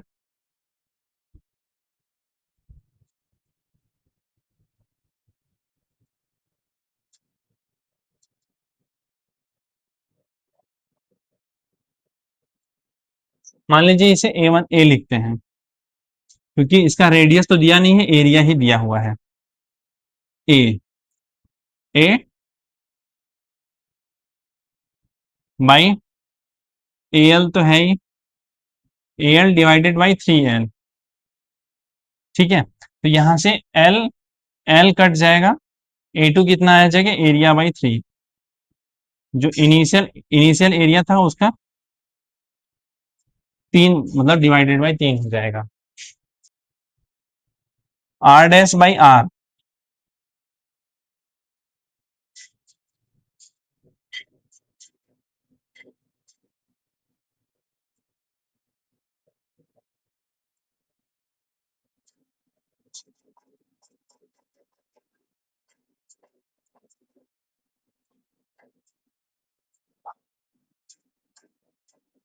ठीक है। तो यहाँ पे इसका जो लेंथ है वो 3L है, ठीक है। अगर लेंथ 3 गुना होगा तो एरिया को क्या हो जाएगा, तो एरिया क्या हो जाएगा, अगर इसका लेंथ 3L है तो एरिया हो जाएगा, एरिया A/3 हो जाएगा, ठीक है। A/3 हो जाएगा एरिया। तो उस केस में आर न्यू कैसे निकालेंगे, रो एल बाई ए। तो यहाँ पे लेंथ कितना हो गया 3L हो गया, और एरिया कितना हो गया A/3। तो यहाँ से कितना इसका जो नया रेजिस्टेंस बनेगा, बढ़ी हुई लंबाई का, जो तार का लंबाई का रेजिस्टेंस कितना आ जाएगा, 9 टाइम्स ओ आर ओल्ड, मतलब जिसका पुराना जितना रेजिस्टेंस था उसका 9 गुना बढ़ जाएगा। तो यही ये क्वेश्चन डायरेक्टली आपके क्वेश्चन बोर्ड के एग्जाम में भी आता है, तो वहां पे आपको दिखाता है प्रतिरोध n स्क्वायर गुना बढ़ जाता है, ठीक है। मान लीजिए अगर ये 2 गुना इसकी लंबाई होगी तो प्रतिरोध 4 गुना बढ़ जाएगा, अगर 3 गुना उसकी लंबाई बढ़ रही है तो प्रतिरोध उसका 9 गुना होगा, और उसकी लंबाई अगर 4 गुना कर रहे हैं तो उसका 16 गुना प्रतिरोध हो जाएगा, ठीक है। इतनी बातें समझ में आई। अब हम यहाँ पे आगे बढ़ते हैं, ठीक है। कोई भी इलेक्ट्रिकल परिपथ है तो उसमें हम किस तरह से बैटरी को दिखाएंगे, रेजिस्टेंस को कैसे दिखाएंगे, या वोल्ट मीटर या अमीटर को, तो हम उसके बारे में यहाँ पे देखते हैं। परिपथ की संरचना, सर्किट आर्किटेक्चर, मतलब किसी भी सर्किट डायग्राम, किसी भी इलेक्ट्रिकल परिपथ का हमें सर्किट डायग्राम बनाना है तो हमें उसमें यहाँ पे वोल्ट मीटर या विद्युत सेल को कैसे दिखाते हैं वहां पे देखते हैं। तो यहाँ पे देखिए विद्युत सेल को दिखाना है, यहाँ पे अगर विद्युत सेल को दिखाना है तो उसे ऐसे दिखाएंगे, बैटरी, इसका जो पॉजिटिव टर्मिनल रहेगा वो बड़ा रहेगा और नेगेटिव टर्मिनल को थोड़ा छोटा दिखाएंगे, यहाँ से ऐसे बाहर निकलता हुआ। ठीक है, यहाँ पे देखिए जो नेगेटिव टर्मिनल रहेगा आपका बड़ा दिख रहा है, नेगेटिव टर्मिनल छोटा रहेगा और पॉजिटिव टर्मिनल थोड़ा सा बड़ा दिखाएंगे। ठीक है, इतनी बातें समझ में आई? ये हो गया सेल को कैसे दिखाते हैं। अगर यही सेल को तीन तीन चार बार सेल को ऐड कर दिया जाता है तो ये इस तरह से बैटरी बन जाती है और बैटरी को इस तरह से दिखाते हैं। ठीक है, इतनी बातें समझ में आई?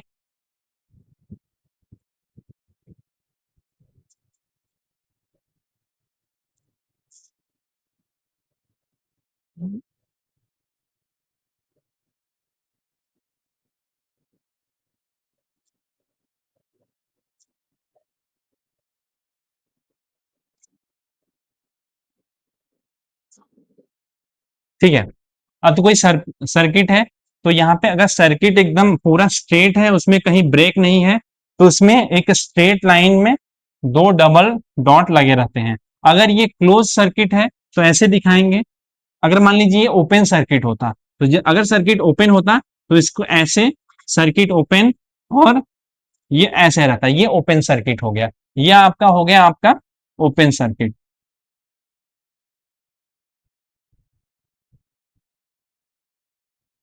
ठीक है, ओपन सर्किट को इस तरह से दिखाएंगे और क्लोज सर्किट हो गया तो ये आपका इस तरह से क्लोज सर्किट दिखाएंगे। ठीक है, इतनी बातें समझ में आई? अब यहाँ पे देखिए रजिस्टर को कैसे दिखाते हैं। रजिस्टर को दिखाने के लिए एक सीधी रेखा में जिग जैग मोशन में, ये आपका रजिस्टर हो गया। प्रतिरोध को इस तरह से आपको दिखाते हैं। ठीक है, अगर ये धारा नियंत्रक है, मतलब कि करंट की वैल्यू को कम ज्यादा करना है तो रेजिस्टेंस की वैल्यू को ज्यादा और कम करेंगे, करंट को कम करना है तो रेजिस्टेंस की वैल्यू को बढ़ा देंगे, और अगर ज्यादा करना है धारा तो रेजिस्टेंस की वैल्यू को घटा देंगे। तो ये धारा नियंत्रक उसे बोलते हैं, मतलब करंट की वैल्यू को कंट्रोल करते हैं उसको धारा नियंत्रक से करेंगे। और ये यहाँ पे दिख रहा है, इसको ऐसे दिखाते हैं, मतलब रेजिस्टर निकाल के वहां पे एक तीर लगा देंगे तो ये आपका धारा नियंत्रक बन जाएगा। ठीक है, और अमीटर मैंने आपको ऑलरेडी बता दिया हूं, अमीटर को कैसे दिखाते हैं। यहाँ पे अमीटर को ए से करके राउंड कर देते हैं तो वो अमीटर हो जाता है, अगर वी लिख के राउंड कर देंगे तो वो वोल्ट मीटर हो जाता है। ठीक है, इतनी बातें समझ में आ गया आपको? चलिए हम आगे बढ़ते हैं। अभी यहाँ पे देख रहे हैं सीरीज सर्किट में, मतलब श्रेणी क्रम में संयोजन। तो मान लीजिए रेजिस्टेंस को जोड़ना है मुझे, तो किसी भी सर्किट में रेजिस्टेंस को जोड़ते हैं तो उसके रेजिस्टेंस को दो प्रकार से जोड़ सकते हैं, बेसिकली दो प्रकार से जोड़ सकते हैं।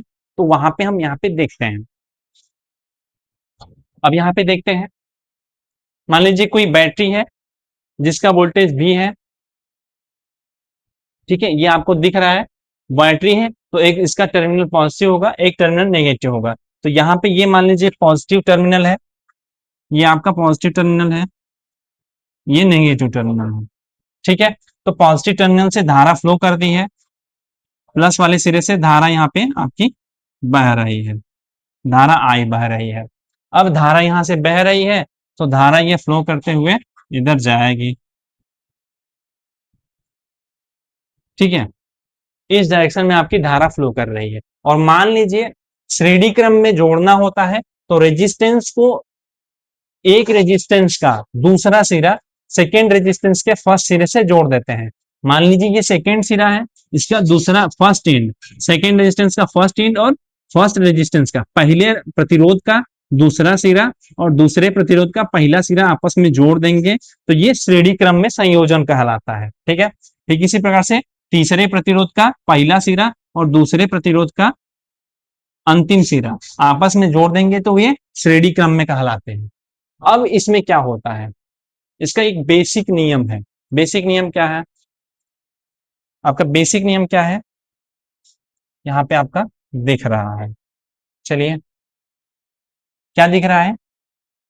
एक ही रास्ता है आई, एक ही रास्ता है तो धारा आई समान रहती है। भाई भैया एक ही रास्ता है, तो अब यहां से वोल्टेज भी है, एक ही रास्ता है तो जितनी धारा यहां से निकलना प्रवाहित होगी वो सारे रेजिस्टेंस से समान हो जाएगी। तो मतलब श्रेणी क्रम के संयोजन में धारा की वैल्यू समान होती है। ठीक है, तो धारा की समान होती है, लेकिन विभवांतर बट जाता है। विभवांतर क्या होगा?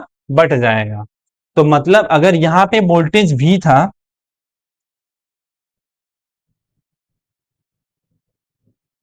अब यहां पे देखिए, अगर ये वोल्टेज V है, ये यहां पे अगर वोल्टेज V है, तो ये क्या होगा? यहां पे मान लीजिए ये V1 वोल्टेज ड्रॉप हो रहा है,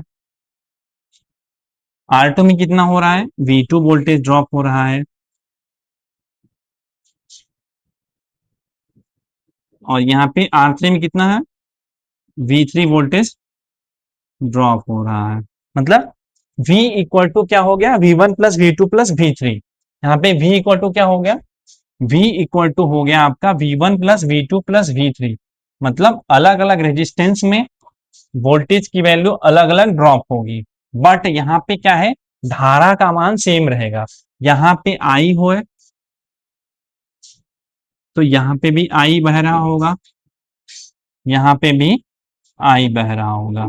मतलब धारा की वैल्यू समान होगी, बट वोल्टेज ड्रॉप अलग अलग हो जाएगा। यहाँ पे V1 होगा, यहाँ पे V2 है, यहाँ पे V3 है। ठीक है, वोल्टेज अलग अलग हो जाएगा, बट धारा की वैल्यू सेम होगी। और इक्विवेलेंट रेजिस्टेंस क्या होगा? रेजिस्टेंस भी, अब यहाँ पे वोल्टेज ड्रॉप अलग अलग होता है, आई की वैल्यू सेम रहती है, तो V इक्वल टू क्या होता है? आई आर होता है। V इक्वल टू मान लीजिए टोटल रेजिस्टेंस आर है, टोटल रेजिस्टेंस आर है, और तो V इक्वल टू का, और धारा I बह रही है, तो V बराबर आई आर होता है यहाँ पे। तो यहां से क्या हो जाएगा आपका? I into total resistance R equal to V1 की वैल्यू क्या होगी? I R one. I1 R1 होगा तो I की वैल्यू सेम है, तो I R1 हो जाएगा, प्लस I R2 हो, R2 हो जाएगा, प्लस I धारा की वैल्यू समान है, तो I R3 हो जाएगा। ठीक है, इतनी बातें समझ में आई। अब यहाँ पे देखिए, I तो सेम है, तो I कॉमन लेके काट देंगे, तो बचेगा R इक्वल टू कितना बचेगा? R equal to R1 plus R2 plus R3। ठीक है, ये बातें समझ में आई आपको? इतनी बातें समझ में आई आपको? किस तरह से R equal to R1 plus R2 plus R3 श्रेणी क्रम में धारा का वैल्यू समान होती है, जबकि वोल्टेज ड्रॉप अलग अलग होता है। तो हम यहाँ पे वोल्टेज ड्रॉप सम कर लेंगे, V equal to V1 plus V2 plus V3। अब यहाँ पे वोल्टेज की वैल्यू V बराबर आई आर होता है, हमने पढ़ लिया है। अब यहाँ पे V equal to I R होता है, तो I की वैल्यू सेम है, तो I से I कट जाएगा, बचेगा R equal to R1 plus R2 plus R3। ठीक है, इतनी बातें समझ में आई। यही बात यहाँ पे बोल रही है, इक्विवेलेंट रेजिस्टेंस, समतुल्य प्रतिरोध क्या कहलाएगा? R equivalent total resistance. Total resistance कितना आ जाएगा? R1 plus R2 plus R3। ठीक है, इतनी बातें समझ में आई। आर इक्वल टू कितना आ जाएगा? R1 plus R2 plus R3। कुल प्रतिरोध हमेशा सबसे बड़े व्यक्तिगत प्रतिरोध से अधिक होता है। तो ये क्या कहने का मतलब है? मान लीजिए इसमें से R1 सबसे बड़ा प्रतिरोध है, और R2 या तो R2 है या तो R3, तो जो टोटल प्रतिरोध होगा इस सबसे बड़े प्रतिरोध के से अधिक होगा। तो यही कहने का मतलब ये, कुल प्रतिरोध हमेशा सबसे बड़े व्यक्तिगत प्रतिरोध से अधिक होता है। ठीक है, इतनी बातें समझ में आ गई आपको? भाई श्रेणी क्रम में प्रतिरोध को हम कैसे जोड़ेंगे? तो श्रेणी क्रम में प्रतिरोध भैया आपस में जुड़ जाएंगे। ठीक है, इतनी बातें समझ में आई।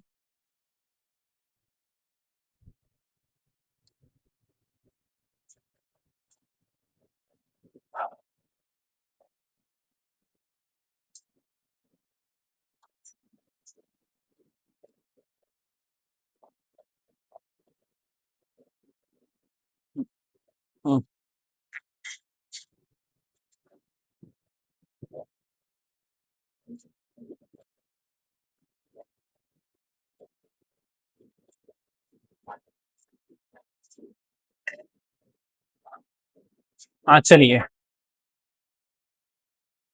अब हम यहाँ पे देखते हैं पैरेलल सर्किट्स, मतलब पाशक्रम संयोजन, मतलब समांतर क्रम में प्रतिरोध जुड़े हुए हैं। तो उस कंडीशन में हमारा टोटल प्रतिरोध या तुल्य प्रतिरोध क्या होगा, उसको हम यहाँ पे जानेंगे। तो अब यहाँ पे देखिए एक सर्किट डायग्राम बना गया है, वोल्टेज यहाँ पे दिखाया गया है, कोई बैटरी लगा हुआ है। अब यहाँ पे वोल्टेज भी लगाया गया है और इसके प्रतिरोध के समानांतर यहाँ पे वोल्टेज कितना हो जाएगा आपका, V वोल्टेज हो जाएगा, और यहाँ पे वोल्टेज कितना हो जाएगा, 0। ठीक है, तो दोनों सिरों मतलब तीनों प्रतिरोध के जो विभवांतर है, दोनों तीनों प्रतिरोध के विभवांतर कितना है, बराबर है, वो कितना है, V है। ठीक है, इतनी बातें समझ में आई। तीनों प्रतिरोध के सिरे पे विभवांतर समान है, तो क्या होगा, V वोल्टेज, इसमें धारा की वैल्यू अलग अलग हो जाएगी। इसमें क्या होगा, मान लीजिए यहां पे I धारा फ्लो कर रही है, ये I धारा यहां पे आ रही है, बट यहां पे धारा बट जाएगी, तीन रास्ते इसको मिल रहे हैं, तो धारा की वैल्यू बट जाएगी। यहाँ पे I1 हो गया, I1, ये हो गया आपका I2 हो गया, और यहां पे ये दिख रहा है आपको I3। ठीक है, इतनी बातें समझ में आई। धारा, सर्किट सेम है, वोल्टेज सेम है, दो तीनों प्रतिरोध के दोनों सिरों के बीच का जो विभवांतर है वो समान है, तो यहाँ पे कितना हो जाएगा, धारा के मान बढ़ जाएगा। अब हम यहाँ पे देखते हैं, वोल्टेज समान होता है, वोल्टेज समान होता है बट धारा का मान बढ़ जाता है, तो यहाँ पे जो टोटल करंट आई आ रहा था वो तीन भाग में बढ़ जाती है, फिर से ये फाइनल जो निकलती है वो जुड़ के आई हो जाती है, फाइनल निकलती है तो कितना हो जाती है, आई हो जाती है। तो आई इक्वल टू क्या होता है, आई इक्वल टू क्या हो जाता है, धारा का मान I1 plus I2 plus I3, total current कितना हो जाता है, I1 plus I2 plus I3 हो जाता है। इसमें यहाँ पे कुछ नियम दिया गया है, कोर रूल क्या है, रास्ते बट गए हैं, विभवांतर समान है, विभवांतर क्या करेगा, तीनों प्रतिरोध की भी समान है, लेकिन धारा बट जाती है, तो धारा क्या करेगी, तीन पार्ट में डिवाइड हो जाती है। अब यहाँ पे I equal to I1 plus I2 plus I3 हो गया, तो इसको हम यहाँ पे देखते हैं, I इक्वल टू क्या हो गया, I1 plus I2 plus I3। ठीक है, इतनी बात ये समझ में आई। I equal to I1 plus I2 plus I3, I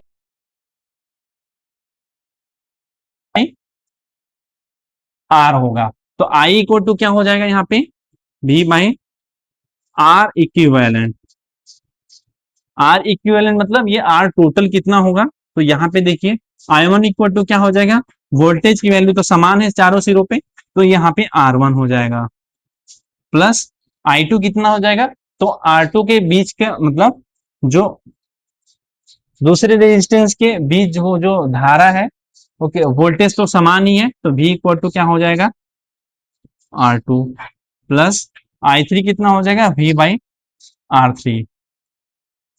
ठीक है, तो यहां से आपका निकल के आता है, वोल्टेज समान है तो वोल्टेज कट जाएगा, कॉमन लेके हम काट देंगे, आई इक्वल इक्विवेलेंट कितना आ जाएगा,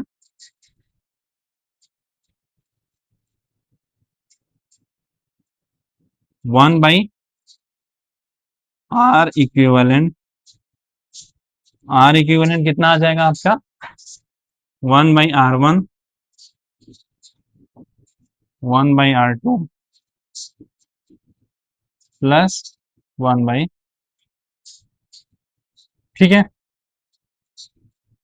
समांतर क्रम में जो रेजिस्टेंस, इक्विवेलेंट रेजिस्टेंस ऐसे निकालते हैं, 1 by R1 plus 1 by R2 plus 1 by R3। ठीक है, इतनी बातें समझ में आई आपको।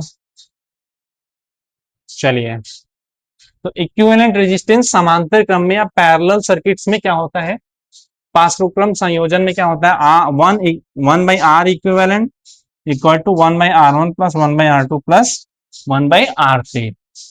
ये बातें समझ में आई आपको, इतनी बातें समझ में आ गया आपको। तो कुल प्रतिरोध हमेशा सबसे छोटे व्यक्तिगत प्रतिरोध से भी कम हो जाता है। तो इस केसेस में क्या होता है, टोटल जो रेजिस्टेंस होता है वो जो कोई भी एक सबसे जो बड़ा प्रतिरोध रहेगा उससे भी कम टोटल रेजिस्टेंस हो जाता है। ठीक है, इतनी बातें समझ में आई आपको। यहाँ पे रेजिस्टेंस कम हो जाता है, रेजिस्टेंस मिनिमाइज हो जाता है। तो अगर किसी भी सर्किट में प्रतिरोध जोड़ना है तो उसके पैरेलल क्रम में हम रेजिस्टेंस जोड़ देंगे। मान लीजिए किसी भी सर्किट का रेजिस्टेंस है आर है, तो इसके पैरेलल क्रम में आर एक इक्विवेलेंट रेजिस्टेंस जोड़ देंगे। उसके पैरेलली पैरेलल जैसे रेजिस्टेंस जोड़ेंगे तो उसका इक्विवेलेंट रेजिस्टेंस कम हो जाएगा। ठीक है, इतनी बातें समझ में आई। चलिए आगे बढ़ते हैं। यहाँ पे देखते हैं श्रेणी बनाम पार्श्व क्रम। अब यहाँ पे समांतर क्रम में कैसे जोड़ते हैं और श्रेणी क्रम में जोड़ते हैं, तो उसमें क्या समानता है और क्या उसके अलग अलग यहाँ पे हम देखते हैं। तो श्रेणी क्रम में क्या होता है भैया, श्रेणी क्रम में धारा समान रहेगी, सही भी उसको उपकरणों में समान रहती है। तो मान लीजिए किसी भी सर्किट में दो तीन तो उपकरण जोड़े गए हैं श्रेणी क्रम में, तो उन सभी उपकरण में क्या होगी, धारा की वैल्यू समान रहेगी। एक उपकरण खराब होने पे पूरा सर्किट क्लोज हो जाएगा, तो इसका यही बोल रहा है, एक उपकरण खराब होने पे पूरा एक उपकरण खराब होने पर पूरा परिपथ टूट जाता है। ठीक है, तो क्योंकि श्रेणी क्रम में है, श्रेणी क्रम में कोई भी अगर उपकरण खराब हो जाता है तो पूरा सर्किट क्लोज हो जाएगा, समग्र प्रतिरोध बढ़ता है, मतलब टोटल रेजिस्टेंस क्या होगा, बढ़ जाएगा। मतलब श्रेणी क्रम में हम क्या करेंगे, एक उपकरण दो उपकरण तीन उपकरण ऐसे जोड़ते जाएंगे तो परिपथ का रेजिस्टेंस इक्विवेलेंट रेजिस्टेंस बढ़ जाएगा। और मान लीजिए ये पहला प्रॉब्लम हो गया, इक्विवेलेंट रेजिस्टेंस बढ़ जाता है। और दूसरा क्या प्रॉब्लम होगी, अगर उसमें से एक भी उपकरण आपका खराब होता है, शॉर्ट सर्किट होता है, ब्रेक होता है, तो पूरा परिपथ खराब हो जाएगा, आपको पूरा बिजली ठप हो जाएगी। बट यहाँ पे पैरेलल समांतर क्रम में क्या है, समांतर क्रम में विभवांतर समान होता है, सभी उपकरणों में विभव समान रहता है, तो वो सारे उपकरण सेम वोल्टेज पे चलते हैं। कोई भी वोल्ट मतलब परिपथ कोई भी सर्किट या उपकरण के लिए वोल्टेज कम नहीं होता है। ठीक है, तो अच्छे से सारे उपकरण चलते रहते हैं, और कोई उपकरण खराब भी हो जाता है तो वो दूसरा उपकरण आपका कार्य करना रुकता नहीं है, उपकरण स्वतंत्र रूप से कार्य करते हैं, एक खराब होने पे दूसरे चलते रहते हैं, तो दूसरे से कोई संबंध नहीं होता। और इस केस में क्या होता है, पैरेलली जोड़ते हैं तो टोटल इक्विवेलेंट रेजिस्टेंस की वैल्यू घट जाती है। घटने से क्या होता है, हमारे सारे रजिस्टर मतलब सारे उपकरण को समान वोल्टेज मिलता है जो अच्छे से वर्क करते रहते हैं। अब यहाँ पे देखते हैं, हमारे घरों में हमेशा पैरेलल वायरिंग की जाती का उपयोग किया जाता है। तो घरों में जो वायरिंग की जाती है हमेशा पैरेलली वायरिंग की जाती है, ताकि अगर कोई भी उपकरण खराब हो तो वो उससे दूसरा उपकरण ना रुके और हमारे घर का कार्य ठप ना हो। हमेशा वायरिंग क्या की जाती है, पैरेलली की जाती है, ताकि सभी उपकरणों को समान वोल्टेज मिलता रहे, जिससे वो स्वतंत्र रूप से काम करते हैं। तो सभी उपकरण को वोल्टेज समान मिलता रहता है और वो काम करते रहते हैं। ठीक है, इतनी बातें समझ में आई।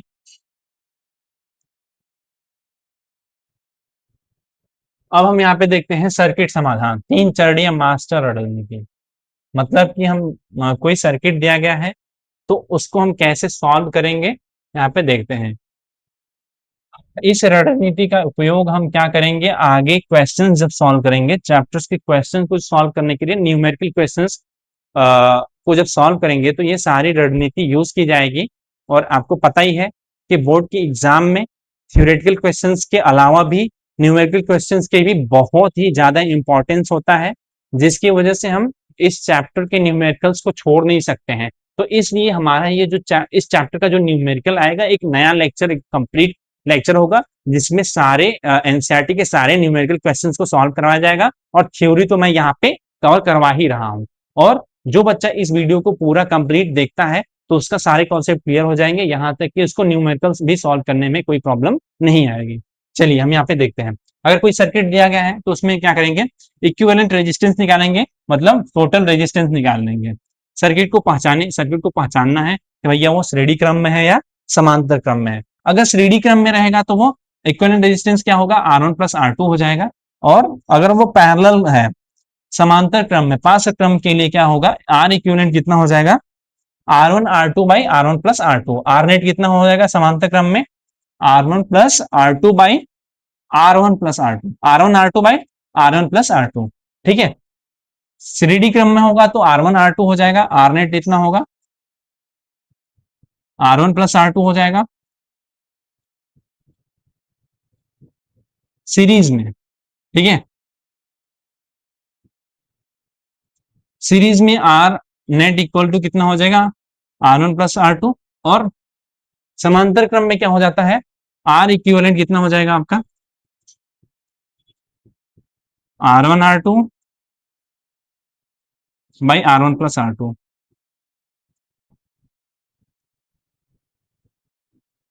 इतनी बातें समझ में आई आपको। हम आर इक्विवेलेंट कोई भी सर्किट देखेंगे उसके बाद देखेंगे वो समांतर क्रम में है या श्रेणी क्रम में है, उसके बाद आर इक्विवेलेंट निकाल लेंगे। आर इक्विवेलेंट निकालने के बाद क्या करेंगे, हम कुल धारा को निकालेंगे, टोटल करंट की वैल्यू को निकाल लेंगे। अगर हमें आर इक्विवेलेंट पता चल गया तो voltage V equal to I R होता है, V बराबर आई आर होता है, तो वहां से हम आई की वैल्यू निकाल लेंगे V बाई आई, क्योंकि वोल्टेज तो हमेशा कांस्टेंट रहेगा किसी भी सर्किट का। तो यहाँ से बैटरी का वोल्टेज तो V दिया गया है, ओम का नियम भी I equal to V by R होता है, तो वहां से धारा निकाल लेंगे सर्किट में कितनी धारा फ्लो कर रही है, और उसके बाद फिर हम विश्लेषण करेंगे, शाखाओं का विश्लेषण करेंगे। यदि श्रेणी क्रम में है तो आई वही रहेगा, V equal to I R से वोल्टेज निकालें, और यदि पार्श्व क्रम में है पैरेलली है तो वोल्टेज सेम रहेगा, I equal to V by R से निकालेंगे, ठीक है। इतनी बातें समझ में। चलिए हम आगे बढ़ते हैं। अब हम यहाँ पे देखते हैं शक्ति के बारे में देखते हैं, शक्ति क्या होती है। तो जैसे कि विद्युत ऊर्जा के उपयोग की दर,